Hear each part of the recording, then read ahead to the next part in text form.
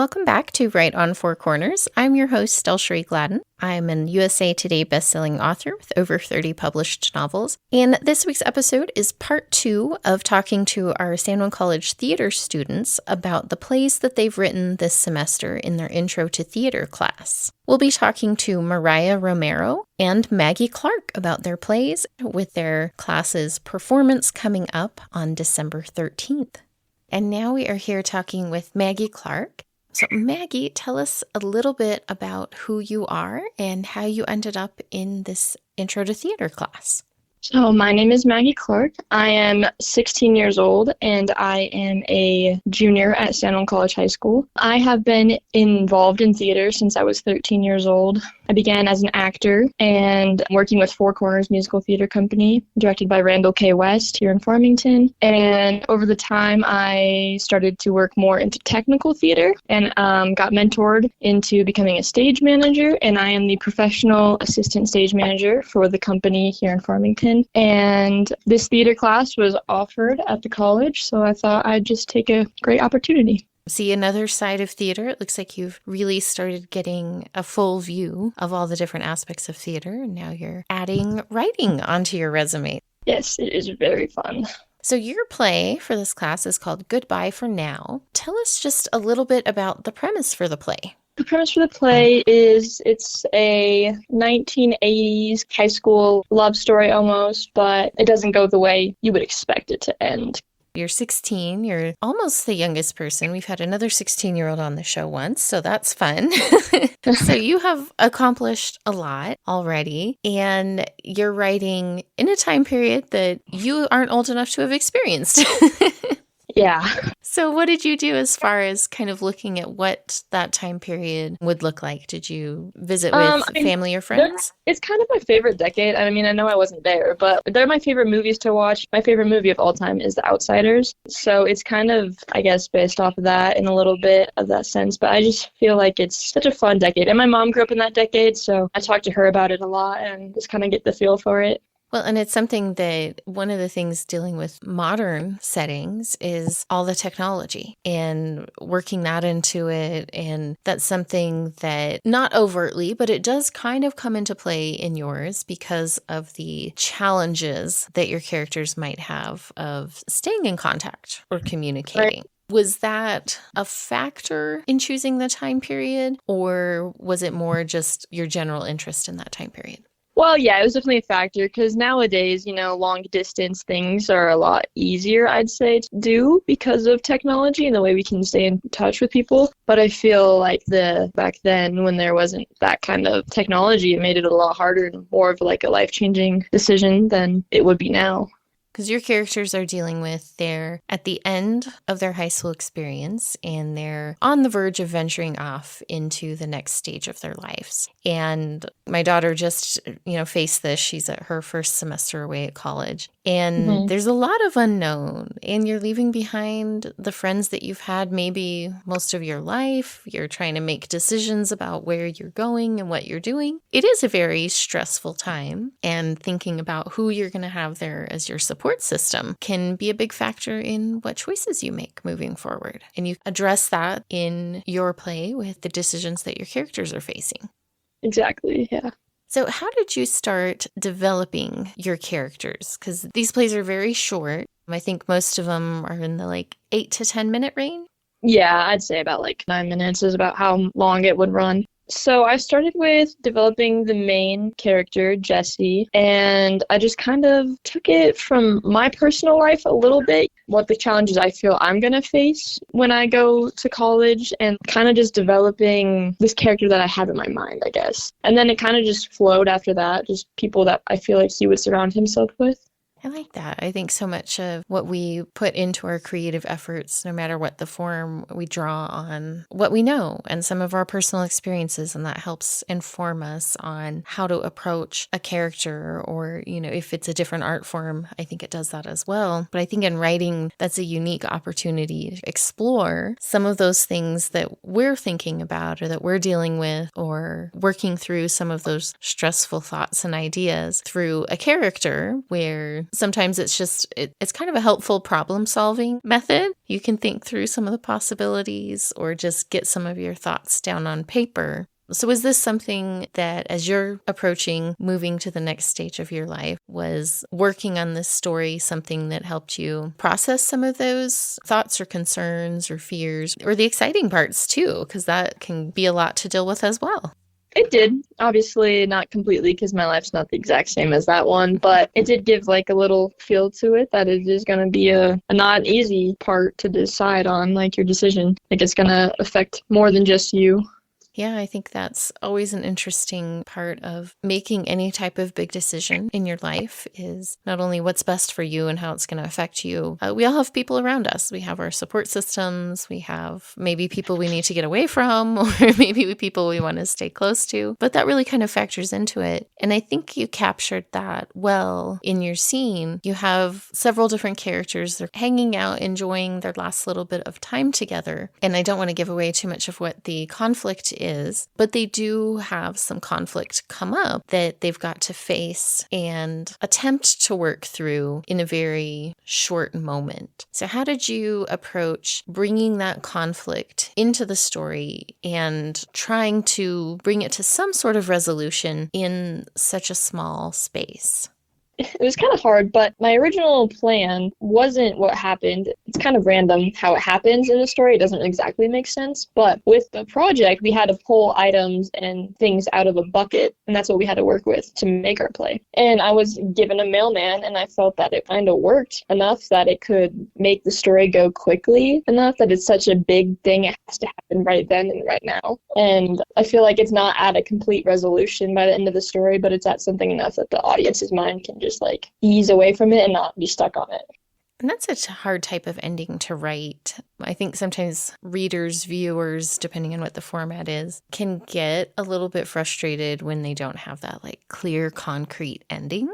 I think that's something that's because of the wide range of media that we have available. People are a little bit more open to that, but it's still something that you really have to think about and consider. Is it satisfying enough? Right. Where's that tipping point? Was this something that either through the process of the class and working on this or having outside people read it, was that something that you got feedback on one way or the other, or did it sit pretty well with everyone who read it?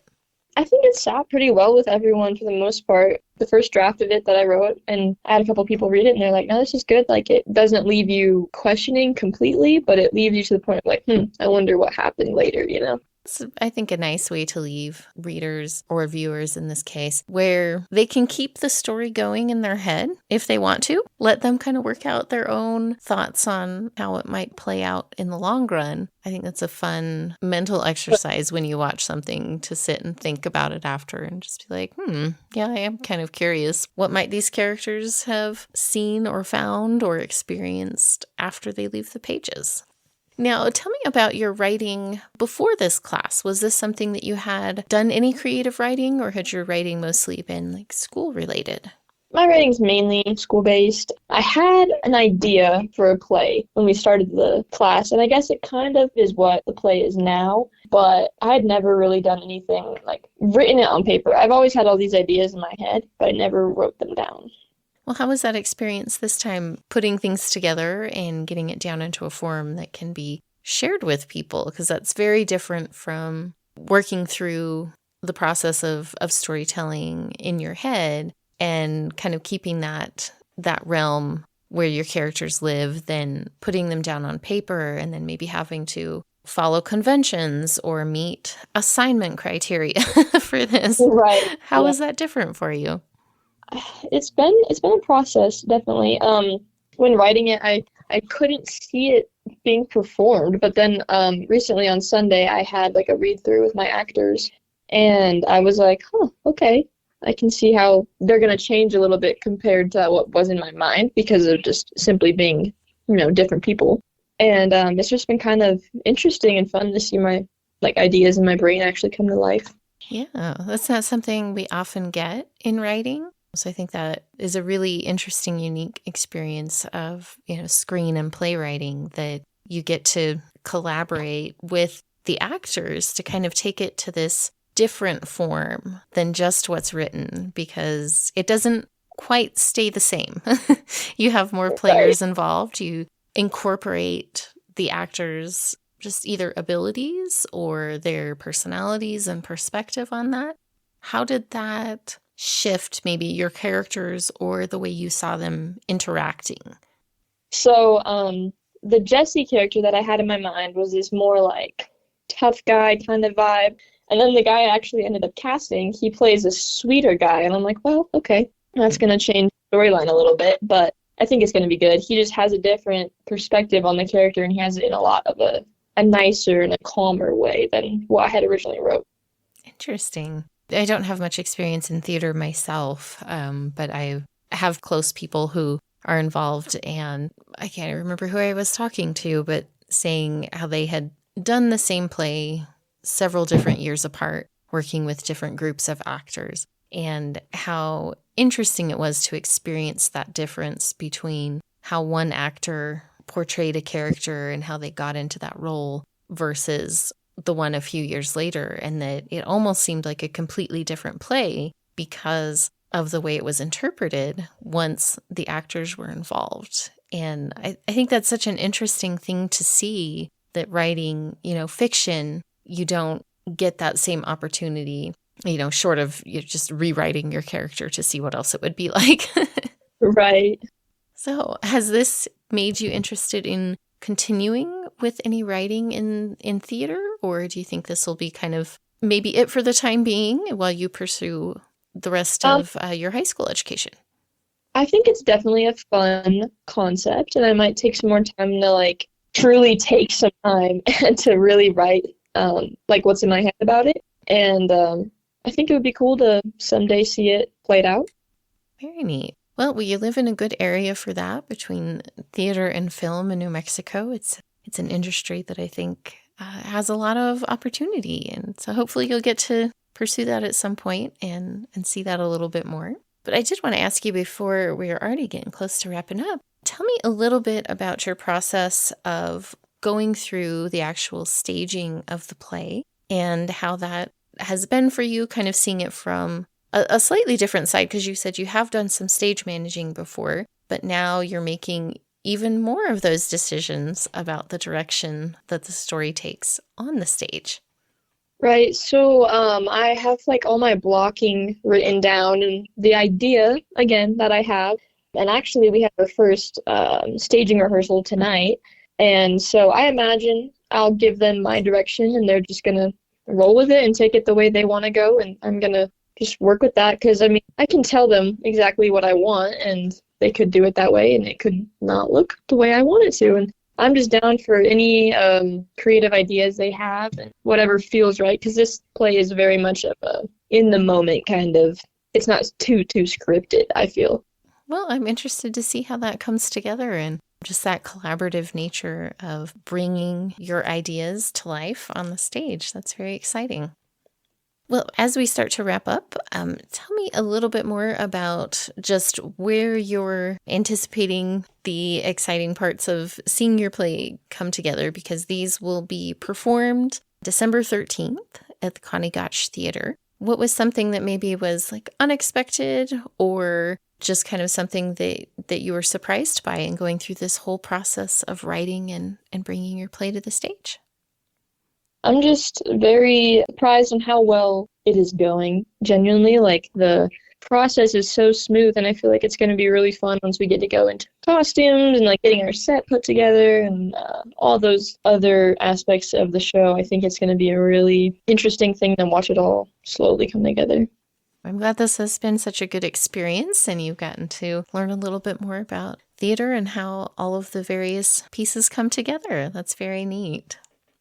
All right. Well, Maggie, I just wanted to tell you thank you for coming on this show today, and remind our listeners that we've been talking to Maggie Clark, and her play, Goodbye for Now, will be part of the performance on December 13th for the Introduction to Theater class, and this is free and open to the public, so I hope people take a minute to come check it out and watch what you guys have put together. Thank you very much for having me. I think it will be a very fun night to watch everyone's creativeness come together. Absolutely. And we are back with our next theater student who's going to be talking to us about her play and the upcoming performance in December. I have Mariah Romero on with me now, and we're going to be talking about her play called The Dilemma. So, Mariah, before we get into the play, tell us a little bit about who you are.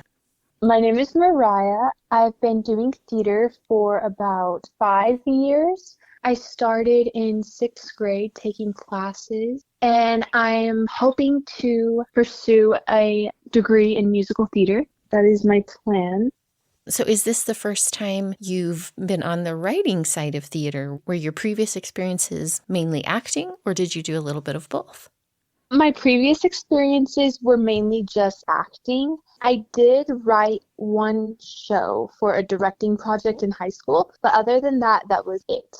Well, that's exciting. You're branching out into new areas of theater. And this class especially, you really kind of get the full range. Yeah. Because you get to write, choose your actors, and then you're actually going to be producing the play for basically kind of your final exam performance for the Intro to Theater class. So how has that been, seeing the other sides of theater that maybe you hadn't been involved with in your earlier years? I think it's kind of cool to see what you have to take into consideration when you're doing certain things like casting or even in the writing process itself. It's nice to take that into consideration, especially whenever I'm doing acting as well, just to have that insight. It's always interesting when you try a new genre or shift your focus in any field of art, you really start to see different pieces of it that maybe you weren't really either aware of or hadn't been involved with. And you start to see that's why we do it this way, or that's why sometimes I get this advice or take this different approach. I think it's really neat to see all the different sides of something that you're involved in and learn about it so you can figure out where you fit and where your interest is the most. Well, tell us a little bit about your one-act play, The Dilemma. Give us the general setup, and then we'll jump into a little bit more detailed discussion after that. The Dilemma is a story about a bride and her bridesmaids. So I kind of wanted to do a 90s rom-com inspired type of show. I thought it'd be kind of funny to do a comedic drama. That's what I had done with this, and it's kind of just about some secrets that are being held in certain friendships and how that kind of impacts the friendship. So I got a chance to read this earlier, and hopefully people will get a chance to see it when it's performed later on. I kind of got that feel of the rom-com vibe, especially as you're starting out. You introduce initial tension between some of the characters. Kind of sets the stage. Did you have particular movies that you've enjoyed that kind of got you interested in writing this genre particularly? Yeah, I actually kind of got inspired by the movie Bridesmaids, just a little bit, and I don't really know what other movies. That was mainly the main one for me. That's a good one. There's a lot going on in that movie. It's pretty outrageous and funny. Yeah. Well, yeah, that kind of helps. If people are familiar with that, it kind of helps set the stage for maybe what to expect from yours, because you get into the drama right away. And that's something that I think any type of writing, you hear the advice, start in the middle of the scene, in the middle of the action, rather than always taking that time to slowly lead into it. And I think that's something you did well with this. So tell us just that first setup. We don't want to tell the whole thing, but you have this variety of characters all involved in this wedding planning. So tell us the initial setting of where some of your characters are coming into the play with what feelings and attitudes are the viewer is going to first encounter. So the beginning of the show kind of comes in already, like you said, with the drama and the talking behind the back and all of that. And then it kind of shifts into how the relationship stands with the bride when all the characters are introduced as one. Well, thinking about that, kind of coming in with, like you said, the strain on the relationship from various sides of this whole process. And anyone who's planned a wedding or been involved with someone who is planning their wedding, there's so many things going on at once that, it gets really crazy. It can get really stressful. And so you bring these characters in the middle of that. But as you said, there's kind of some secrets involved. There's some history going on. And not to give everything away, but tell me a little bit about developing the history for these characters? Because you really only have a few pages to get through. This is a short one-act play, but you still have a lot that goes into figuring out who these characters are before the audience actually meets them. So what was your process like for that? So my process for that was I kind of picked out each individual character first. When I was writing the characters, I had thought of the relationships I wanted them to have with each other first. And then I built off of that. So there's sisters in the show. So I really did want to have two sisters. So I kind of built off of that and like how one of the sisters is so like protective and how she'll stand up for. I just wanted to build on top of that so it made more sense when it came to certain parts of the show. And that kind of helped me develop how they were raised in a way in my mind. Mm-hmm. How that like made them turn out, why they act the way they act. And then I had also just came up with a scenario or like story of how the bride had met her friends in college and all of that and how their friendships were and how it has been. One of the characters, Diana, she's kind of been like in my mind more left out when it comes to the two, the bride and the other friend Vivian. And so I kind of I wanted to write on that and build on that to where she's really holding on to Vivian specifically, like her friendship. And that comes to light in like the end of the story as well. Trying not to give like too much away, but yeah. The conflict in any group of friends, even though you're all friends, you still tend to be drawn to one person more than the other. Maybe those relationships are a little bit different between the individual people in comparison to the group. And I think you show that dynamic really nicely in this because, when stuff starts falling apart in the friend group, everybody falls back on their individual relationships with people. Yeah. Even if you don't really mean to choose sides, sometimes that happens because it's like, you've got this bond or this history with one person versus the other, and that can definitely affect the interactions that take place in a high stress moment like what you have in the play. Yeah. Well, and tell me, because this is part of your class at San Juan College, and so I'm interested in the process of writing this as part of a class and getting that feedback as you're working on it in a fairly short amount of time. Because so much of writing tends to be individual when we're just working on our own projects at home. So tell me what that was like working in a group setting and getting feedback on your ideas as you're developing it, and then also feedback from your instructor. How did that help you shape the story over the course of when you were working on it? So I had a good amount of time to write my show whenever we got all of the basis that we needed to include in the show. The one thing is I did have to end up missing a couple of classes, so I didn't get as much in-person feedback, but I did get feedback on like my submissions and stuff like that. So I took that into consideration when I was taking the time to sit and write. And like within the writing process, I really just took time to myself and I tried to make sure like peaceful environment, I wasn't going to be bothered. And then I just kind of went on with what I thought would fit well and mesh well. And I kind of just like I just wrote whatever came to mind. And then at the end of it, I went through, I took things out and I added things and I submitted it. And then I took the submission comments that I did get and I took those into consideration and I fixed the things that I thought should have been fixed. And yeah. Well, and that's always an interesting process, I think, especially early in writing of learning how to work with feedback because not everybody giving feedback is a skill. And sometimes that takes people a while to develop that skill. It's really not an easy thing to do. So you have to kind of sift through the feedback that you get and make those decisions on, is this something I need to act on? Is this a very individual point of view or opinion that maybe doesn't mesh with your overall thoughts on the project? So was that something, had you worked with your writing in a way where you'd had to receive and incorporate feedback before, or was this kind of a newer experience for you? This was kind of a little bit of a newer experience. I mean, I have experienced it with like classes, like essays, turning them in and getting like the critique and then fixing those and submitting it again. But nothing really like, like my own personal writing, I guess. And sometimes that can be a little bit harder because it's something that's a little bit more precious to you than, your essay on, why the cage bird sings or something like that. Yeah. But good. But hopefully that was a good experience for you and you received Yeah. a helpful, positive feedback overall. Oh, yes, for Good. sure. Good.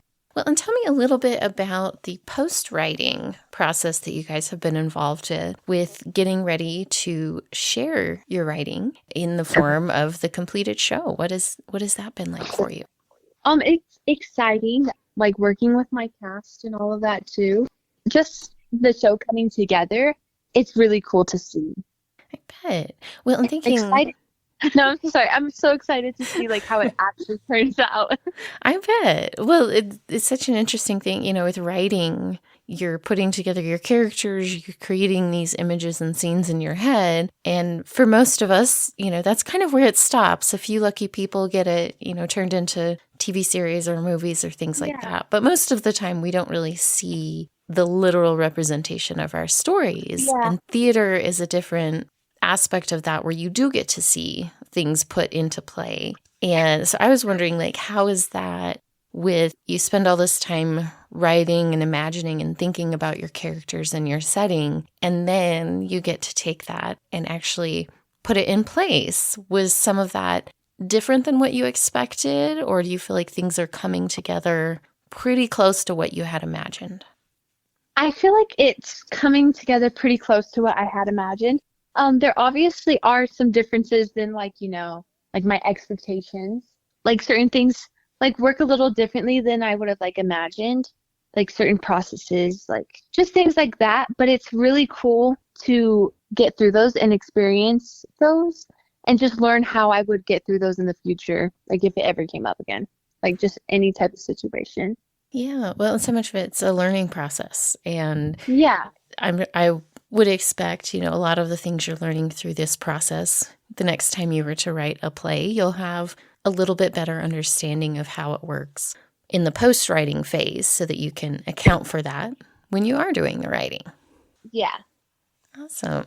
Well, tell us a little bit about the upcoming performances and when that's going to be and how people can come watch that and support what you're doing.